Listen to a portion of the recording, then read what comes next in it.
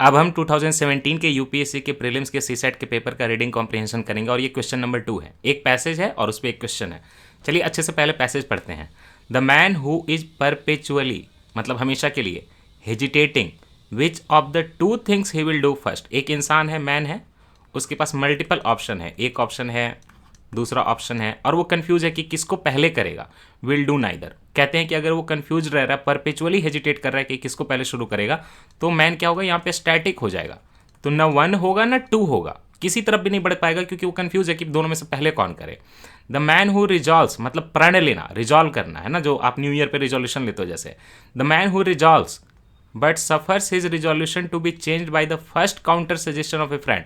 उसने सोचा था, मैन ने क्या, कि वो 1 करेगा, इसके लिए उसने रिजोल्यूशन लिया है ना, लेकिन उसका रिजोल्यूशन कैसे सफर कर रहा है, उसके फ्रेंड ने बोला कि 1 नहीं तुम 2 करो। फ्रेंड ने क्या बोल दिया, 1 नहीं 2 कर दो। अगर ऐसा इंसान है जो who fluctuates from opinion to opinion, अब थर्ड फ्रेंड आया, उसने थर्ड बोल दिया, फोर्थ ने फोर्थ बोल दिया, तो ना वो बीएससी कर पा रहा है, ना बीए कर पा रहा है, ना बीटेक कर पा रहा है, ना वो बीकॉम कर पा रहा है। अब वो कंफ्यूज है कि उसको करना क्या है। ऐसा इंसान जो कि बार बार अपनी प्लान टू प्लान शिफ्ट हो रहा है, वियर्स मतलब एक पाथ से दूसरा पाथ पे चले जाना। और ये मेरे लिए भी कहीं ना कहीं मैसेज है कि बहुत ओपिनियन नहीं लेने चाहिए और ओपिनियन से प्रभावित नहीं होना चाहिए।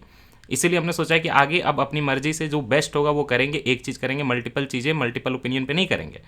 कैन नेवर, हालांकि हम सब अचीव कर रहे हैं बट मेहनत बहुत पड़ रही है ना। इतने मेहनत के कम से भी सारी चीज़ें अच्छे से हो सकती थी या कम होती, लेकिन आराम मिलता कम से कम। So the man who veers from plan to plan can never accomplish anything. जो प्लान टू प्लान शिफ्ट कर रहा है वो कुछ भी अचीव नहीं कर पाएगा। He will at best be a stationary, वो स्टेशनरी यहाँ पे रुक जाएगा, 1 2 3 4 कुछ भी नहीं कर पाएगा। And probably retrograde in all, ना वो वन में जितना अचीवमेंट होना चाहिए था वो भी नहीं होगा, पीछे चला जाएगा और, है ना।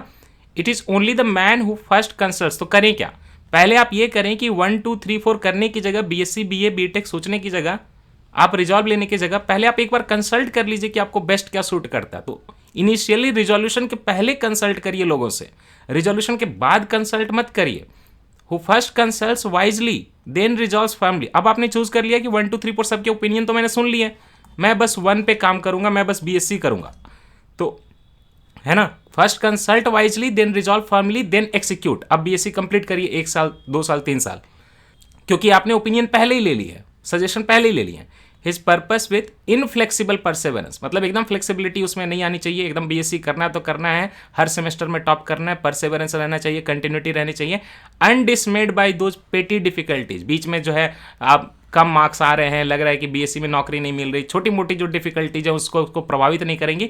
To don't a weaker spirit, जो वीकर स्पिरिट है, जो कमजोर आदमी है, छोटी छोटी परेशानियों से जो परेशान होकर सोचता है कि काश बीए कर लिया होता, बीएससी में बहुत दिक्कत आ रही है, मैथ्स नहीं हो पा रहा, फिजिक्स नहीं हो पा रहा, नहीं, अब उसने रिजोल्यूशन ले लिया, मैथ्स करके रहेगा, फिजिक्स करके रहेगा।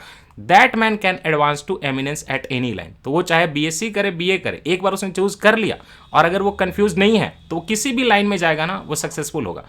अब बोल रहे हैं कि the keynote that seems to be emerging from the passage is that. Keynote मतलब अगर एक लाइन का नोट्स बना दे तो क्या निकलेगा। We should first consult wisely and then resolve firmly, हो सकता है। We should reject suggestions of friends and remain unchanged. ये कहाँ बोला, आपको बोला कि रिजोल्यूशन करने के पहले सजेशन लेना है। एक बार सोच लिया तो फिर जो है ओपिनियन से डाउन वीकर स्पिरिट ही प्रभावित होता है, उसके बाद हिलना नहीं है।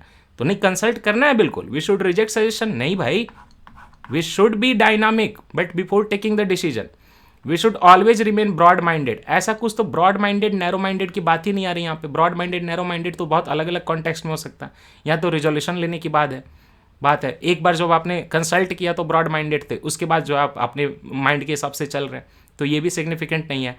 We should be resolute and achievement oriented, ऐसा तो कुछ बोला नहीं, ये अच्छी चीज़ है, लेकिन क्या इस पैराग्राफ का सारांश ये होगा कि we should be resolute and achievement oriented. Achievement हो सकता है कि नहीं हो पाए, टास्क ओरिएंटेड हो सकते हैं, कुछ भी ओरिएंटेड हो सकते हैं। ये भी है, कॉम्पिटिटर लाइन है, लेकिन आप फर्स्ट देखिए, we should first consult wisely and then resolve firmly. ये सीधे सीधे पैराग्राफ में लिखा हुआ यहाँ पे देखिए। It is the only man who first consults wisely then resolves firmly then execute his purpose with inflexible perseverance. वही इंसान जो अचीवमेंट करेगा, है ना।